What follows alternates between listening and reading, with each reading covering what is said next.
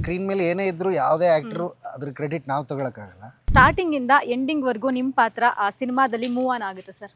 February 6ನೇ ತಾರೀಕು ನೀವು ಸಿನಿಮಾಗೆ ಹೋಗಿ ನೋಡಿದ್ರೆ ದಯವಿಟ್ಟು ಅದ್ರ ಬಗ್ಗೆ ನಿಮಗೆ ಗೊತ್ತಾಗುತ್ತೆ. ನನಗೆ ಅವ್ರ ಜೊತೆಗೆ ಆ್ಯಕ್ಟ್ ಮಾಡೋದಕ್ಕೆ ಭಾಳ ಇಷ್ಟ. ಅನ್ಫಾರ್ಚುನೇಟ್ಲಿ ಈ ಸಿನಿಮಾದಲ್ಲಿ ಅವ್ರ ಜೊತೆಗೆ ತುಂಬ ಸೀನ್ಸ್ ಏನಿಲ್ಲ. ಕತೆ ಬಗ್ಗೆ ಯಾಕೆ ಮಾತಾಡೋದಕ್ಕಾಗಲ್ಲ ಅಂದರೆ ಥ್ರಿಲ್ಲರ್ ಮಾದರಿಯ ಕಥೆ ಆಗಿರೋದ್ರಿಂದ ನಾವು ಕಥೆನ ಜಾಸ್ತಿ ಬಿಟ್ಕೊಡೋದಕ್ಕಾಗುತ್ತೆ. ಡೈರೆಕ್ಟರ್ ಹೊಸಬ, ಡೈರೆಕ್ಟರ್ ಹಳಬ ಅಂತ ಯೋಚನೆ ಮಾಡೋದಕ್ಕಾಗೋದಿಲ್ಲ. ಯಾಕಂದರೆ ಅವ್ರು ಸೃಷ್ಟಿ ಮಾಡೋ ಪಾತ್ರಕ್ಕೆ ಅವ್ರು ಹಳಬರಾಗಿರ್ತಾರೆ, ನಾವು ಹೊಸಬರಾಗಿರ್ತೀವಿ. ಆ್ಯಕ್ಚುಲಿ ಇದರಲ್ಲಿ ಹೆಡ್ ಮಾಸ್ಟರ್ ಪಾಸಿಟಿವ್ ಆಗಿರ್ತಾರ, ನೆಗೆಟಿವ್ ಆಗಿರ್ತಾರ? ಅದು ಕೂಡ ಫೆಬ್ರವರಿ 6ನೇ ತಾರೀಕು ನಮ್ಮ ಸಿನಿಮಾ ನಿಮ್ಮ ಮುಂದೆ. ಆತ್ಮೀಯ ಕನ್ನಡ ಪಿಕ್ಚರ್ ವೀಕ್ಷಕರಿಗೆ ನಮಸ್ಕಾರ. ನಾನು ಪಲ್ಲವಿ ಎಂರಾಜ್. ರಕ್ಕಸ ಪುರದೊಳ್ ಸಿನಿಮಾ ಇದೇ ಫೆಬ್ರವರಿ 6ನೇ ತಾರೀಕು ಬಿಡುಗಡೆ ಆಗ್ತಿದೆ. ಈಗಾಗಲೇ ನೀವು ಫಿಲ್ಮಲ್ಲಿ ಬಂದಿರುವಂತಹ ಅಗ್ರೆಸಿವ್ ಆಗಿರುವಂತಹ ಪೋಸ್ಟರ್ಗಳನ್ನು, ಟೀಸರ್ನ, ಹಾಡನ್ನು ಕೂಡ ನೋಡಿದ್ದೀರಾ.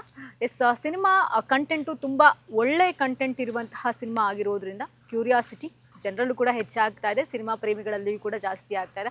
ಸೊ ನಮ್ಮ ಕನ್ನಡ ಪಿಕ್ಚರ್ ಕಡೆಯಿಂದ ರಕ್ಕಸ ಪುರದೊಳ್ ಸಿನಿಮಾದಲ್ಲಿ ಅಭಿನಯಿಸಿರುವಂತಹ ಕಲಾವಿದರ ಒಂದು ಸರಣಿ ಸಂದರ್ಶನವನ್ನು ಮಾಡ್ತಾ ಇದ್ದೀನಿ. ಇವತ್ತಿನ ನನ್ನ ಸಂದರ್ಶನದಲ್ಲಿ ಗೋಪಾಲ್ ಸರ್ ಇದ್ದಾರೆ. ಸೊ ಅವರ ಕ್ಯಾರೆಕ್ಟರ್ ಏನು, ಸೊ ಅವ್ರ ಹತ್ರನೇ ಮಾತಾಡ್ತಾ ಹೋಗೋಣ. ಸರ್ ನಮಸ್ತೆ ಸರ್, ಹೇಗಿದ್ದೀರಾ?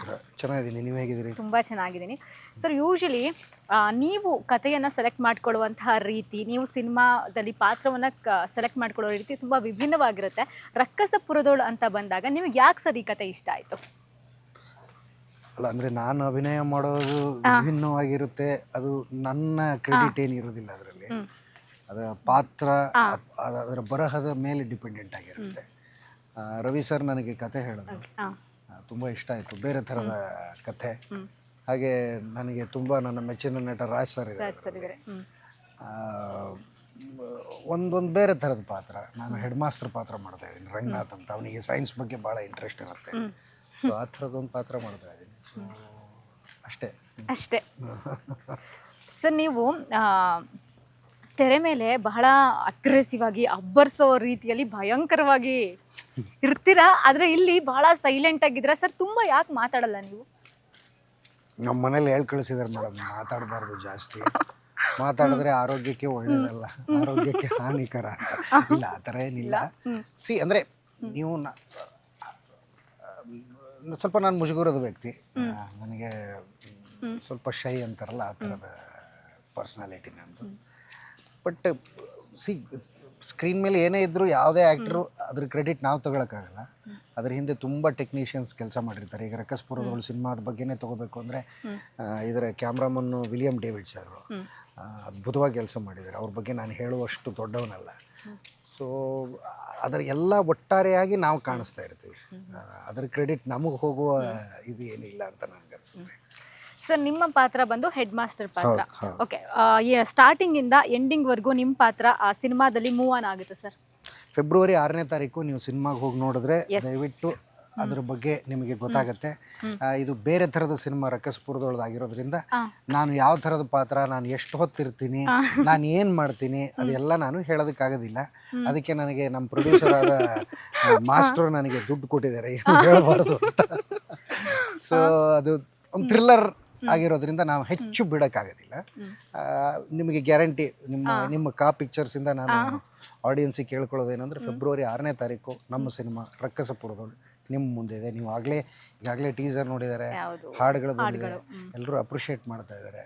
ನಮ್ಮ ಸಿನಿಮಾನ ಥಿಯೇಟ್ರಿಗೆ ಬಂದು ನೋಡಿದ್ರೆ ಅದರಿಗಿಂತ ದೊಡ್ಡ ಖುಷಿ ಇನ್ಯಾವುದೂ ಇಲ್ಲ. ಚೆನ್ನಾಗಿ ಹೇಳಿದ್ರಿ ಸರ್ ನೀವು. ನಾವು ಥಿಯೇಟ್ರಿಗೆ ಬಂದು ನಾವೆಲ್ಲರೂ ಸಿನಿಮಾ ನೋಡೋಣ, ಸರ್ಗೆ ಆಮೇಲೆ ಹೇಳೋಣ ಅವರು ಕ್ಯಾರೆಕ್ಟರ್ ಹೇಗೆ ಮಾಡಿದ್ರು ಅಂತ.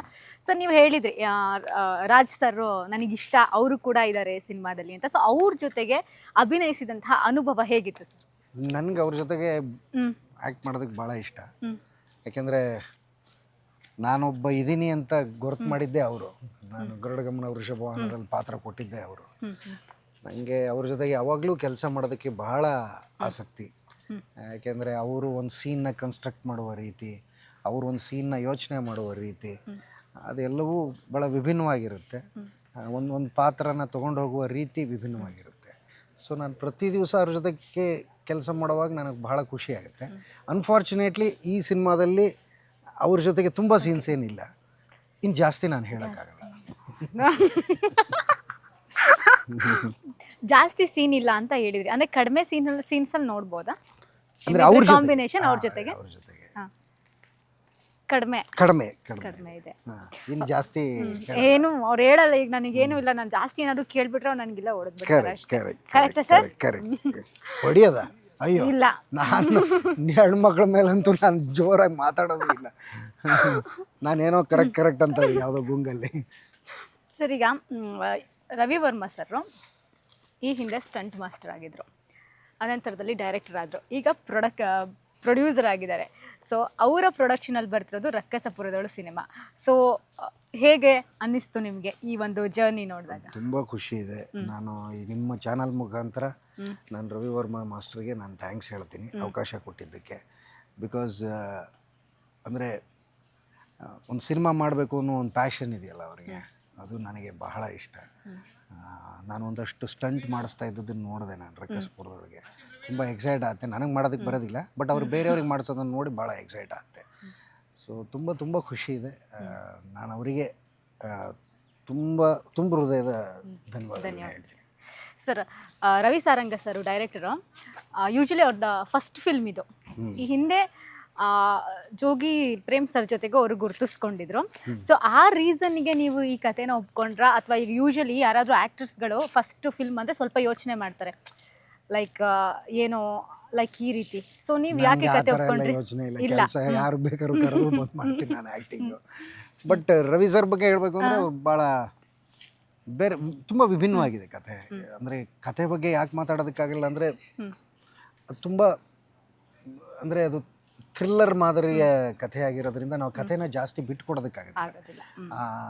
ಅವ್ರ ಕಥೆ ಮಾಡಿರುವ ರೀತಿ, ಅವ್ರ ಪಾತ್ರಗಳನ್ನು ಸೃಷ್ಟಿ ಮಾಡುವ ರೀತಿ, ಅವರಿಗಿದ್ದ ಕ್ಲಾರಿಟಿ, ಸೀನ್ ಕನ್ಸ್ಟ್ರಕ್ಟ್ ಮಾಡುವಾಗಿದ್ದ ಅವರ ಕ್ಲಾರಿಟಿ, ಅವೆಲ್ಲವೂ ಅವ್ರದ್ದು ಫಸ್ಟ್ ಸಿನಿಮಾ, ಮೊದಲನೇ ಸಿನಿಮಾ ಅಂತ ಏನಿರಲ್ಲ. ಮತ್ತು ನಟರಿಗೆ ಡೈರೆಕ್ಟ್ರ್ ಹೊಸಬ, ಡೈರೆಕ್ಟ್ರ್ ಹಳಬ ಅಂತ ಯೋಚನೆ ಮಾಡೋದಕ್ಕಾಗೋದಿಲ್ಲ. ಯಾಕಂದರೆ ಅವ್ರು ಸೃಷ್ಟಿ ಮಾಡೋ ಪಾತ್ರಕ್ಕೆ ಅವ್ರು ಹಳಬರಾಗಿರ್ತಾರೆ, ನಾವು ಹೊಸಬರಾಗಿರ್ತೀವಿ.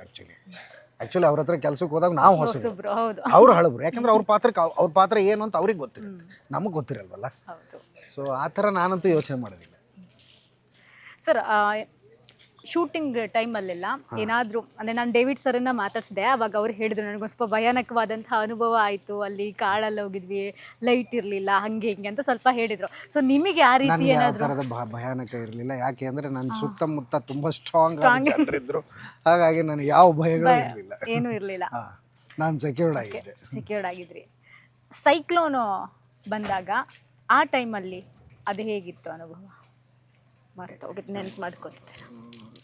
ಇಲ್ಲ, ನನಗೆ ಆ ಥರದ ಅನುಭವ ಆಗಿಲ್ಲ. ನಾನು ಬಹುಶಃ ಆ ಟೈಮಲ್ಲಿ ಶೂಟಿಂಗಲ್ಲಿ ಇರಲಿಲ್ಲ ಅನ್ಸುತ್ತೆ ಅಲ್ವಾ ರವೇಣ? ಅದು ಹೇಳ್ಬಾರ್ದಲ್ಲ ಈಗ, ಅದು ಹಿಂಗೆ ಹೇಳ್ಬಿಟ್ರೆ ಹೆಂಗೆ? ಇದು ಮೋಸ. ನಾನು ಎಲ್ಲನೂ ಮುಚ್ಚಿಡ್ತಾ ಇದ್ದೀನಿ. ನಾನು ರವಿ ಸರಿಗೆ ಫೋನ್ ಮಾಡಿ ಹೇಳ್ತೀನಿ, ನಿಮ್ಮ ಡೈರೆಕ್ಷನ್ ಡಿಪಾರ್ಟ್ಮೆಂಟ್ನವರೇ ಎಲ್ಲ ಬಿಟ್ಕೊಡ್ತಾ ಇದ್ದಾರೆ ಪಿಕ್ಚರಲ್ಲಿ. ಇಲ್ಲ, ಅದು ಒಂದು ಬೇರೆ ಥರದ ಒಂದು ಎಕ್ಸ್ಪೀರಿಯನ್ಸು.